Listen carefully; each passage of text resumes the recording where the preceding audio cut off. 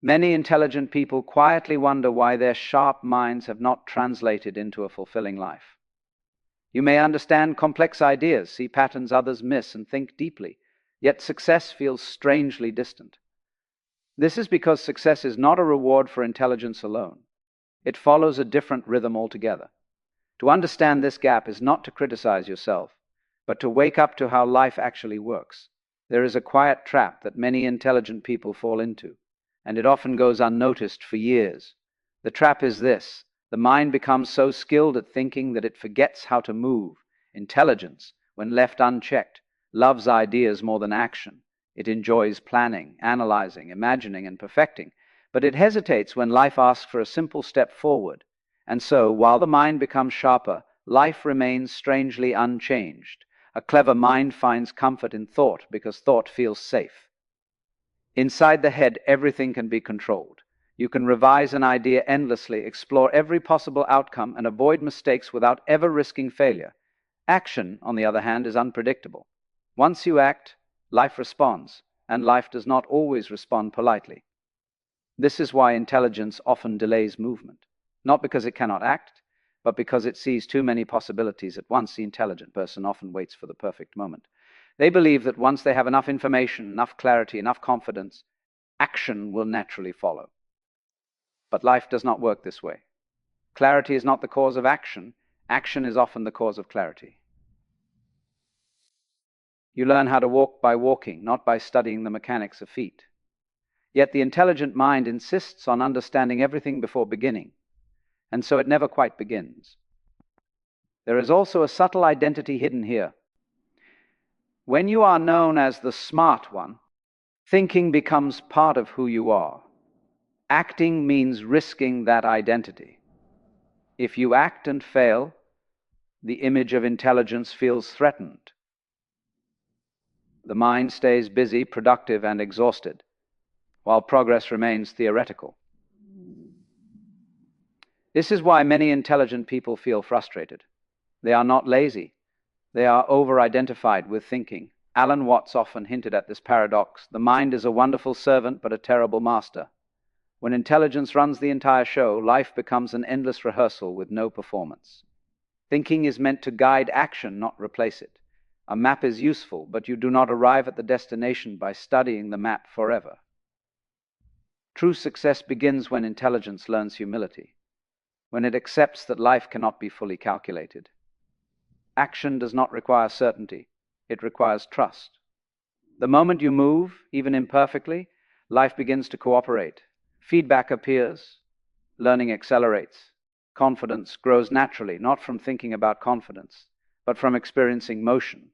So if you are smart but stuck, do not ask yourself what you need to understand next. Ask yourself what small, honest action you have been avoiding, not the grand plan, not the flawless strategy, just the next step. Life opens itself to those who participate, not those who observe endlessly from the sidelines. Have you ever noticed yourself overthinking instead of acting?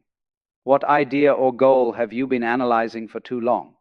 Share your thoughts in the comments. I'd love to hear where thinking has helped you and where it may have quietly held you back. One of the most subtle illusions of intelligence is the belief that understanding something means you have already become it. The mind collects insights the way a library collects books, quietly, neatly, and proudly. You may understand discipline, confidence, success, or peace at a conceptual level, and yet your daily life remains untouched by these ideas. This is not a failure of intelligence. It is a misunderstanding of how transformation truly happens. Knowing lives in the mind, but becoming lives in experience. You can read every book on swimming, understand the physics of water, and memorize every stroke, but until you enter the water, you have not learned how to swim. Intelligent people often live near the water their whole lives, convinced that understanding is enough. But life does not respond to what you know, it responds to what you embody. The danger here is that knowledge can create a comforting illusion of progress. When you learn something new, the brain releases a sense of satisfaction, almost as if you've already done the work. This is why watching motivational content or reading deep philosophy can feel productive, even when nothing changes. The mind feels full, informed, and awake, while life remains the same. The intellect applauds itself, but existence remains unconvinced. Alan Watts often pointed out that the menu is not the meal. Words about reality are not reality itself. In the same way, ideas about success are not success, and theories about courage are not courage. Intelligence loves abstractions because they are clean, controllable, and free of risk. Becoming, however, is messy. It involves failure, repetition, discomfort, and humility, things the intellect prefers to avoid. There is also a subtle pride involved in knowing.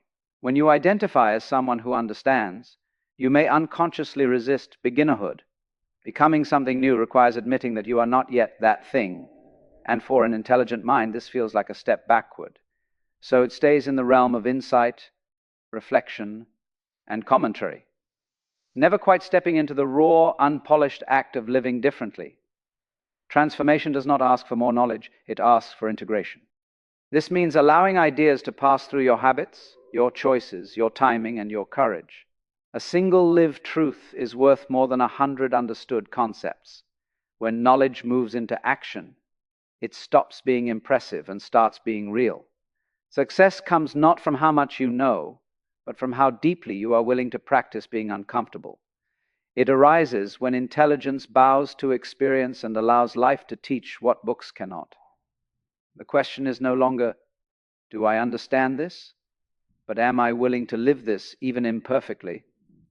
What is something you understand deeply but haven't fully lived yet? Is it discipline, confidence, patience, or self-trust? Share in the comments what you know but haven't yet become. Your reflection might help someone else take that first honest step. One of the most clever disguises fear can wear is logic. To the intelligent mind, fear rarely announces itself openly. It does not say, I am afraid. Instead, it says, let's think about this a little more. It presents itself as caution, strategy, realism, or preparation. And because it sounds reasonable, it is rarely questioned. The mind believes it is being wise, when in truth it is quietly avoiding risk. Intelligent people are especially vulnerable to this, because they can build excellent arguments for inaction. They can explain why the timing isn't right, why conditions aren't ideal, why the system is flawed, or why success requires just a bit more information. These explanations often make perfect sense, but underneath them is a simple emotional truth. Acting would expose them to uncertainty, and uncertainty threatens the mind's need for control. Fear prefers certainty, and logic promises it. When you delay action under the banner of reason, you feel protected. You remain safe from embarrassment, rejection, failure, or judgment. Yet life does not grow in safe spa. Growth happens at the edge of what you know, not within the comfort of what you can explain. The tragedy is that intelligence becomes a shield rather than a bridge. Alan Watts often reminded us that the attempt to secure life completely is the very thing that makes it unstable. When you try to eliminate all risk, you also eliminate aliveness. Fear disguised as logic convinces you that waiting will reduce danger, but waiting often increases it. Opportunities fade, confidence weakens, momentum dissolves, and the mind, still sharp and articulate, wonders why life feels stagnant. Another subtle aspect of this fear is the fear of being seen. When you act, your choices become visible. Your mistakes are no longer private thoughts, but public experiences. For the intelligent person, this is deeply uncomfortable. They are used to being admired for insight, not vulnerability. So they remain observers, critics, planners, never fully participants. Logic is not the enemy. Fear is not the enemy either. The problem arises when logic is used to obey fear instead of guide courage. True intelligence does not eliminate fear. It recognizes it without letting it decide. It understands that no amount of thinking can replace the clarity that comes from experience. Life does not ask you to leap blindly. It asks you to move honestly. When you act despite uncertainty, fear loses its disguise. It becomes a feeling rather than a command. And once fear is seen clearly, it no longer controls the direction of your life. Success does not belong to those who think fear away, but to those who move while fear is present. Logic should serve life, not protect you from it. When intelligence learns this, it transforms from a prison into a tool for freedom. Have you ever used logic to delay something you knew you needed to do? What reason did you tell yourself? And what fear might have been hiding beneath I? T. Share your experience in the comments. Your honesty could help someone recognize their own hidden hesitation. The intelligent mind has a natural love for complexity. It enjoys systems, theories, frameworks, and multi-layered explanations. Complexity feels sophisticated. It feels impressive. And for a clever person, it feels like progress. Yet life, in its quiet wisdom, rarely rewards complexity. It responds to simplicity, clear intention, repeated action, and patient attention. This is where many intelligent people unknowingly lose their way. When you are smart, you tend to believe that success must be complicated. You assume that others are moving ahead because they know something you don't, some hidden strategy, some secret formula. So you search for more information, more structure, more optimization. But often, those who succeed are not doing more complex things, they're doing simpler things consistently. Complexity becomes a form of delay. The mind builds elaborate plans not because they are necessary, but because they feel safer than simplicity. Simplicity exposes you. It leaves no room to hide. If the task is simple and you don't do it, the reason is no longer intellectual, it is personal. This can be uncomfortable. So the mind adds layers, conditions, and exceptions, turning a straightforward step into a complicated puzzle. Alan Watts often pointed out that the universe itself operates with elegant simplicity. Trees grow without effort. Rivers flow without strategy. Life unfolds through natural patterns, not elaborate designs.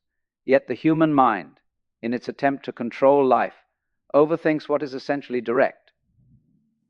Success, like nature, thrives when effort aligns with flow. Consider how often intelligence asks, "What's the best method?" instead of "What's the next step?"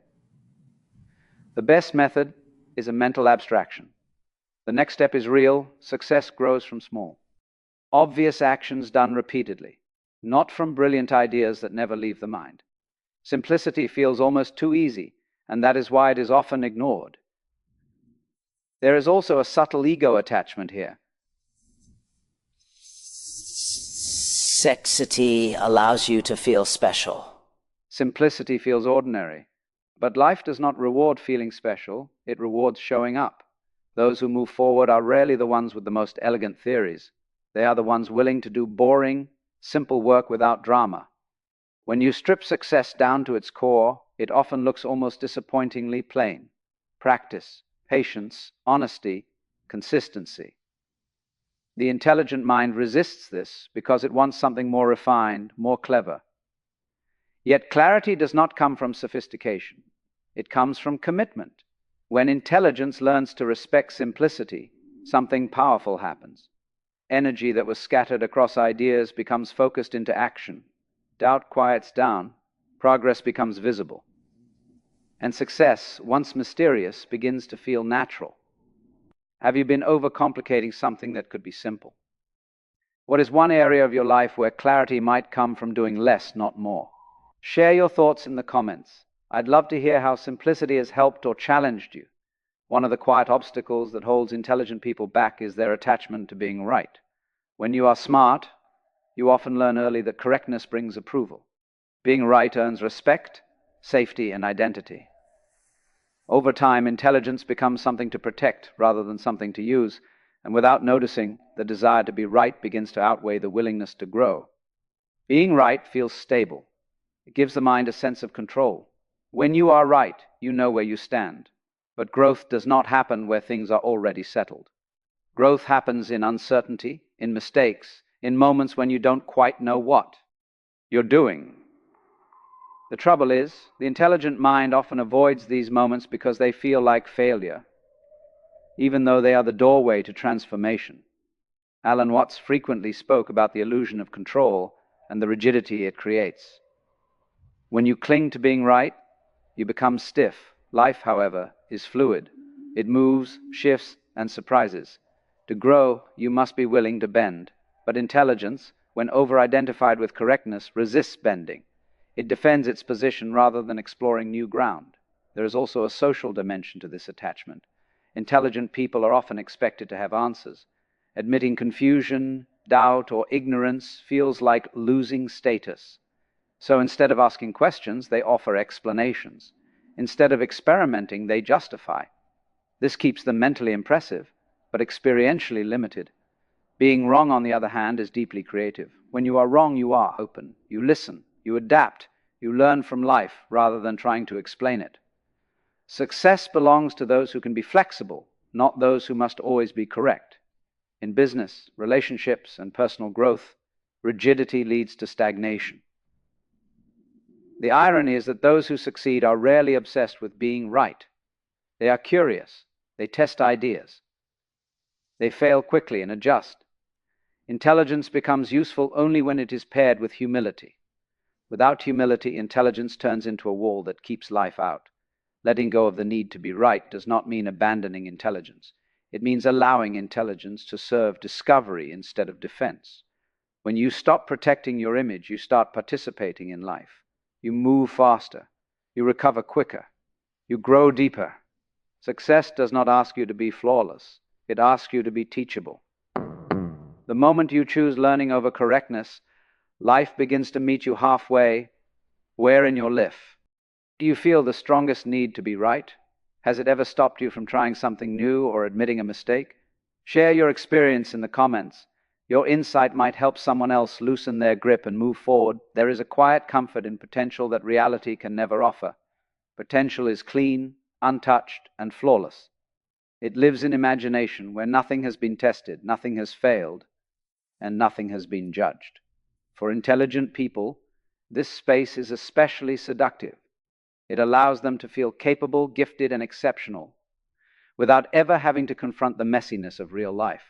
And so, without realizing it, the ego begins to fall in love with what could be rather than what is. The ego enjoys potential because potential preserves identity. As long as success remains in the future, you can believe you are extraordinary. The moment you step into reality, that belief is tested. Reality is honest. It does not care about your intelligence, your plans, or your intentions. It responds only to what you actually do. This is why many smart people stay suspended in preparation. Preparation protects potential. Action risks exposing limitations. Alan Watts often spoke about how the ego is a mental image we try to maintain. Potential fits perfectly into this image because it is never proven false. You can always say, "I could do it if I wanted to," or "I'm just waiting for the right moment." These statements feel empowering, but they quietly delay life. They keep success theoretical and safely out of reach. Reality, however, is where growth happens. In reality, ideas collide with obstacles. Skills develop slowly. Confidence is earned through repetition, not imagination.